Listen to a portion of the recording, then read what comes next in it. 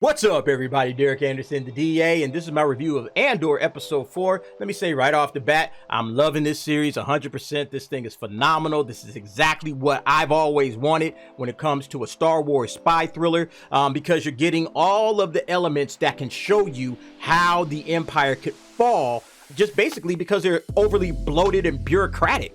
That's the thing I love about this. It's really diving deep into the inner workings of the Empire. It's kind of like the Imperial Insider, right? You're seeing like these giant debriefing scenes where they're going over, okay, what's your section doing, what's your section doing, and everybody's just kind of mumbling through their reports and going over everything. And yeah, then you start to see the cracks starting to seem when somebody says, hey, we got to actually go investigate something over here. Nah. It's by the book.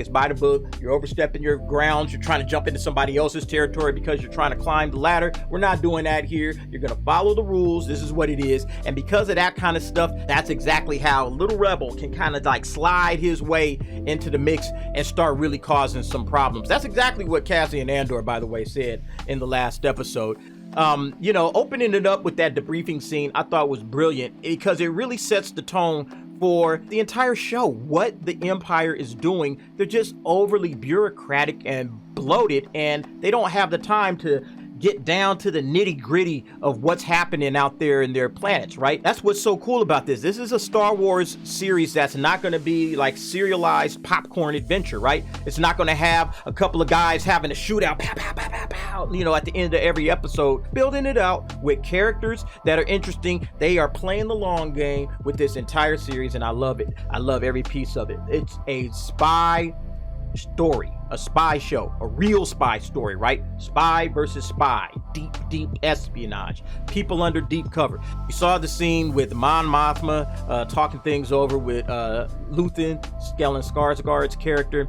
And she's like nervous, man. She's like, dude, they're changing guards on me. I got a new driver coming up. When I go to the bank, it's a new face every time I'm talking to somebody. I don't know who to trust anymore. She feels like the wall's straight up closing in on her. You got the other thing at the rebel cell camp where this chick is trying to like set up this heist, right? And what I think is cool, they're basically it's just a bank job, really. They're just gonna, hey, we're gonna go in here and rob the Imperial payroll. I love that element of, hey, we have like real world things that we have to attack. Okay, it's not always stealing the plans to the Death Star that we're doing. No, we got to go in here and we got to do something small, like take down the payroll. That, who knows how that's gonna, what kind of ripple effect that will have when guys ain't getting paid. But it's like, man, I'm a part of the Empire, but I'm not getting paid, man. Forget this Empire. Let me go be a rebel or whatever.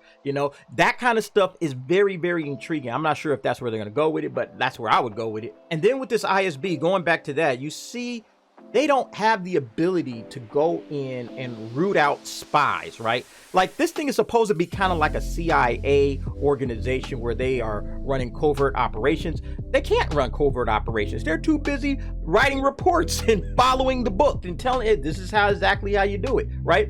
And I love the scene because they have this eager beaver, right? Dedra Meero, right? She's like, another guy like Karn. I'm trying to climb the ladder. I'm trying to do what I got to do to get up to the top, right? And she's trying to go, hey, I want to go investigate this thing over here. I have a couple of reports that are kind of stacking up. Things are looking like they're happening, but the Empire is so bureaucratic, right, that they can't even do it.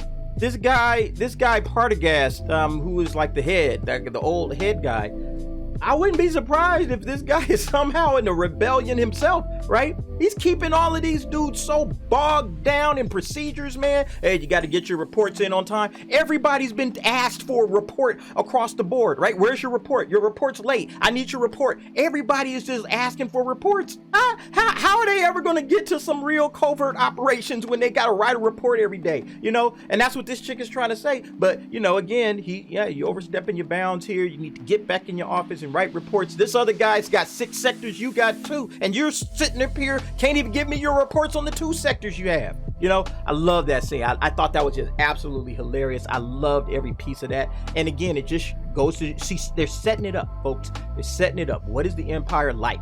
Why did the Empire fall? Why did they crumble? Here's why. And I'm so glad that they deal with Karn the way they deal with him. This guy is perfectly written. He took a chance, he went against the grain, and he got slapped, right? It ended in absolute humiliation. He ends up getting fired, get out of here, all right? Got his ass chewed out.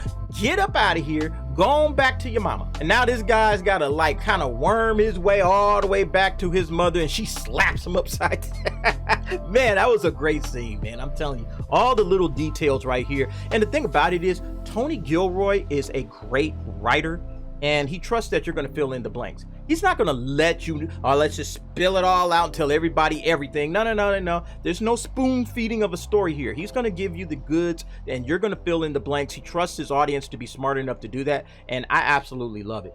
And so now we see with these rebels, and he's setting it up, everything's closing in. Mon Mothma, she goes to Luthen's shop, and she doesn't know who to trust. She comes home, her husband's gonna have all of these idiots at the dinner, and who do I trust? These guys hate me, so she's gonna be like, you could just feel the walls closing in on everybody. With Luthen, he's dressed up in his little wig, he's out there doing his thing. Again, the walls are closing in with the little rebel cell camp. They see Cassian and Andor. Notice I haven't even mentioned Cassian and Andor. I'm loving everything else about this. I haven't even gotten to his story over there. His story is just as interesting. Those guys, man, I don't trust him. Who's this dude? Why are you bringing him in? Man, we've been on the job 5 months. This guy's coming in here at the last minute. What the heck is going on here? We got 3 days to try to debrief. We've been planning this, and you're bringing somebody in at the last minute? Yeah, no trust whatsoever. That, again, this stuff is just interesting. And the music, man. Music is gripping, man. The music is so good. When Mon Mothma is leaving that scene, just listen to the music. Go back and listen to that. It's just phenomenal stuff. I'm absolutely having the time of my life, if you can't tell, and I hope you guys are too. And you know what? I just love the fact that this thing is all leading up to some sort of an Ocean's 11 bank heist. I just love it. Everybody's gonna have their little jobs to do, and then they just gotta perform it. I'm loving absolutely every piece of that. I hope that's episode 5, and we don't have to wait much longer for that. But nevertheless, folks, what do you think about Andor episode 4? Go ahead, drop down in the comments and give me your thoughts and your suggestions. And thanks for watching. See you next time.